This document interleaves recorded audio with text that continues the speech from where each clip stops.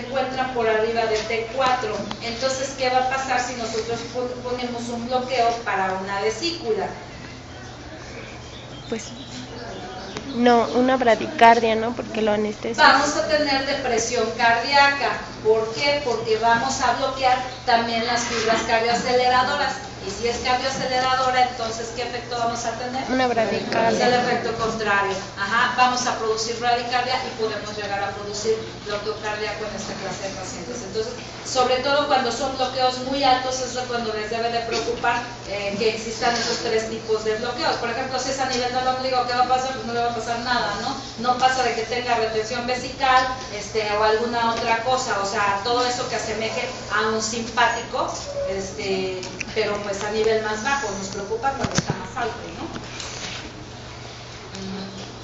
Bueno, las complicaciones del bloqueo subaracnoideo, la primera es hipotensión. Se produce hipovolemia relativa. ¿Por qué es hipovolemia relativa? ¿Por qué? Porque como hay bloqueo simpático, todos los vasos periféricos se dilatan, aunque el volumen es el mismo, el volumen de sangre es el mismo, pero como los vasos están dilatados, es como si ustedes echan agua a una olla más grande.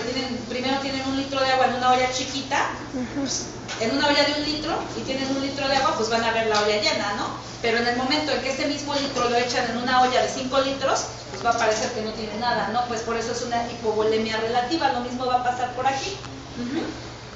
Producen bradicardia, ya les mencioné por qué, porque se afectan por la simpatectomía alta, por el bloqueo de las fibras cardioaceleradoras y el reflejo de Del-Sol-Yares. Este reflejo consiste en que hay disminución de la frecuencia cardíaca secundario a disminución del gasto. Luego puede haber paro cardíaco. Esto es una de las complicaciones, pero esto es más que complicación propia del bloqueo subaracnoideo, es muchas veces por distracción del anestesiólogo. Para poner un bloqueo, siempre sedamos al paciente. Y si a eso le agregamos que hay una simpatectomía, la asociación de sedación con simpatectomía, la sedación produce un efecto inotrópico negativo, más la simpatectomía que vamos a tener, que también produce un efecto inotrópico negativo, pues lo vamos a llevar a paro. Entonces esto es nada más, pues, si no están pendientes. Náusea y vómito, esto es porque hay disminución del tono vagal, porque se produce hipotensión y hay disminución del flujo sanguíneo cerebral. Las otras dos complicaciones, estas las vamos a ver aparte, que es la cefalea postpunción y el bloqueo raquídeo total. La cefalea postpunción, en el momento en que ustedes están atravesando las membranas aracnoideas, básicamente la dura madre, para poder llegar al líquido cefalorraquídeo para depositar el anestésico local, dependiendo de la punta de la aguja, ustedes pueden producir rasgaduras en lo que es la dura madre propiamente dicha. Entonces, si están poniendo un hoyo, es como si un globo le pican, un globo con agua, ¿qué va a pasar? No se revienta, se va saliendo el agua por ahí. Igual de la misma manera funciona lo que es la dura madre. En el momento en que ustedes le hacen un hoyito, el líquido cefalorraquídeo sale por la dura madre.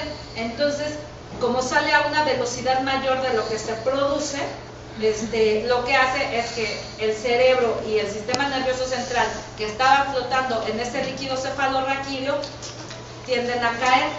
Como todo, pues ya no tiene nada que lo amortigue, tiende a caer. Entonces, como el cerebro está suspendido por las meninges y por los vasos sanguíneos, esas meninges y esos vasos sanguíneos se traccionan, se estiran, y eso es lo que produce dolor de cabeza. Es un dolor de cabeza insoportable, que dentro de sus características tiene que se produce básicamente en la región occipital, en el cuello.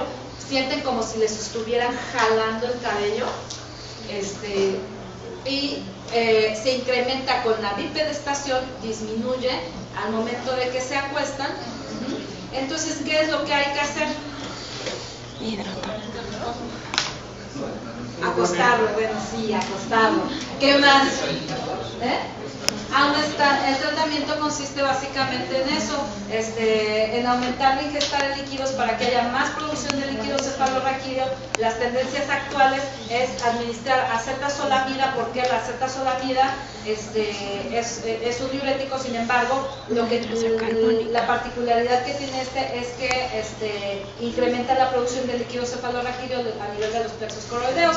Entonces, pues como ya se va a compensar la pérdida con la producción, ya no va a existir ese dolor de cabeza. Sin embargo, algunos otros autores recomiendan analgésicos y cafeína ergotamina, no está demostrado, es una evidencia 4, y el tratamiento ya, la última opción que existe es un parche hídrico o un parche hemático. ¿Qué quiere decir? Que le tienen que volver a poner un bloqueo peridural, pero en vez de inyectarle un anestésico local, le van a inyectar sangre o un almidón, y va a funcionar como una vulcanizadora. ¿Qué pasa cuando se les poncha una llanta? Ustedes lo llevan a la vulcanizadora, agarran y le ponen un parche. Es lo mismo, la sangre coagula o el almidón, como tiene diferente osmolaridad que los líquidos que se están manejando a ese nivel, pues actúan como si fuera un parche nada más, y para que se deje de producir esa fuga, automáticamente los pacientes dejan de quejarse de la cefalea. Y el bloqueo raquídeo total, consiste en anestesiar todo, o sea, que el anestésico les llega hasta el bulbo raquídeo. ¿Qué tenemos en el bulbo raquídeo? Que es importante, el centro respiratorio. Entonces, como el centro respiratorio se encuentra ahí, el paciente cae en apnea, y a nivel del bulbo también se encuentran reguladas otras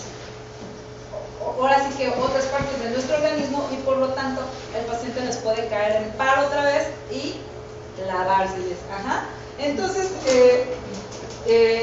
las primeras manifestaciones son exactamente son casi las mismas que se producen cuando hay intoxicación por anestésico local. De hecho, de alguna manera es una intoxicación por anestésico local. Empiezan por disfonía, disnea, debilidad en extremidades, pérdida del estado de conciencia, va a haber dilatación pupilar porque no hay quien controle, los reflejos pupilares están determinados por el tallo, hipotensión, bradicardia y paro cardiorrespiratorio. El tratamiento consiste en asegurar la vía aérea, también inotrópico y vasopresor. En lo que le baja. Bueno,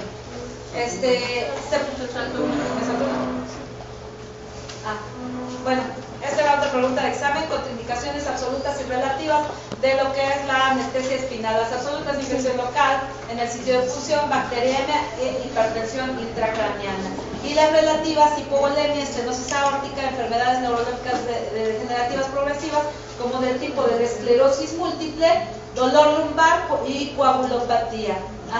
La coagulopatía, hacemos hincapié nada más en es una contraindicación relativa por el grosor de la aguja. Las agujas espinales para bloqueo espinal son muy delgadas, entonces en manos hábiles no afecta tanto si tiene el paciente coagulopatía, pero necesita ser en pacientes muy seleccionados, por eso es una contraindicación relativa. A diferencia de ahorita que lo veamos en el bloqueo peridural, como la aguja es muy gruesa, ahí se vuelve una contraindicación absoluta. ¿Por qué? Porque es muy fácil lesionar los vasos y producir un hematoma peridural. Bueno, para mejorar la calidad de la anestesia, aparte de los vasoconstrictores, se pueden adicionar opiáceos a nivel de lo que es el espacio subaracnoideo. Esta era pregunta de examen también del año pasado, el sitio de acción, y fue una pregunta muy similar el departamental pasado, pero ahí ketamina. La ketamina, ¿no? La dos esta fue igual. Pregunta de examen. El sitio de acción de los opiáceos a nivel es en los receptores Mu, dentro de la segunda y la tercera lámina de la sustancia gelatinosa. Entonces, mucho ojo, para que después no digan que no se los dimos.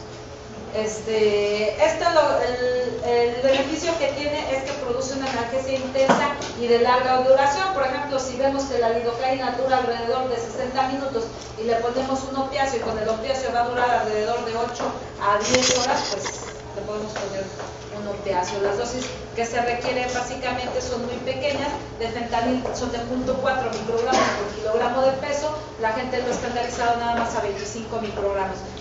Los efectos adversos que se pueden tener son náusea, vómito prurito y retención urinaria. Son los mismos que se obtienen por vía sistémica, nada más que son menos frecuentes porque la dosis es mucho menor. Y la única toxicidad que pueden tener es la depresión respiratoria. Aquí lo importante, dice, los agentes lipofílicos tienen un efecto más local que los hidrofílicos. Dentro de los lipofílicos podemos encontrar al fentanil y dentro de los hidrofílicos podemos encontrar a la morfina. Por lo mismo de que los lipofílicos se sitúan en un solo lugar y los hidrofílicos no, los hidrofílicos pueden tener mayor complicación. ¿Por qué? Porque pueden ascender y producir una, nosotros le decimos depresión rostral.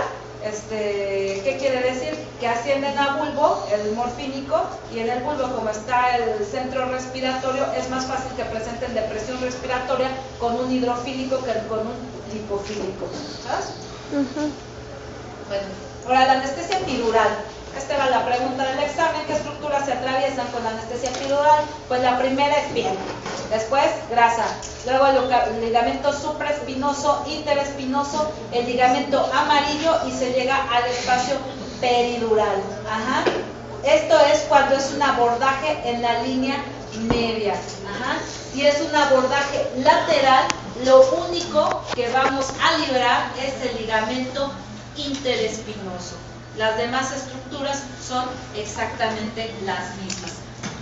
La médula espinal, su límite superior es el foramen magno, perdón, el espacio epidural, el límite superior es el foramen magno y el límite inferior es el hiato sacro. Y su porción más ancha está a nivel lumbar, específicamente a nivel del espacio intervertebral L2, donde el espacio epidural mide 5 milímetros. Ajá, o sea, casi nada. Entonces es muy fácil que incidentalmente puedan seguirse de corrido y atravesar las membranas aracnoideas y la dura madre y producir la función de dura madre. Ajá. En las regiones son cervical, torácica, lumbar y sacra. El bloqueo peridural, a diferencia del espinal, el espinal siempre se prefiere poner a nivel lumbar, pero el peridural lo pueden poner desde aquí hasta donde la espalda pierde su nombre. Ajá. Entonces lo pueden poner en región cervical, por ejemplo, pueden poner bloqueo peridural para cirugía carotidia o para cirugía de tiroides, por ejemplo, pero necesitan tener un cirujano muy hábil porque si no debe ser desesperante que te estén operando en el cuello y que estés despierto, ¿no? Para cirugía torácica, por ejemplo, en cirugía de cardio, ocupamos bloqueo peridural, por ejemplo, a pacientes que solo se van a revascularizar un puente, se puede dar la anestesia con bloqueo. Las mediastinitis también, cirugía de bofe, o sea, no, de pulmón, técnicamente hablando. En la cirugía lumbar, a nivel lumbar, pues toda el área de abdomen, y en la sacra es particularmente utilizada en los pacientes pediátricos y en las pacientes obstétricas muy gordas. Ajá, y este se conoce con el nombre de bloqueo caudal, es una variante del bloqueo peridural. ¿Sabes? Y se les va a poner, les digo, donde la espalda pierde su nombre, ahí se pica al bebé o a la embarazada. Bueno, contraindicaciones. La primera contraindicación para la anestesia es el rechazo del paciente. Y de aquí, pues más o menos son las mismas contraindicaciones, nada más la variante es la que les mencionaba, que para las coagulopatías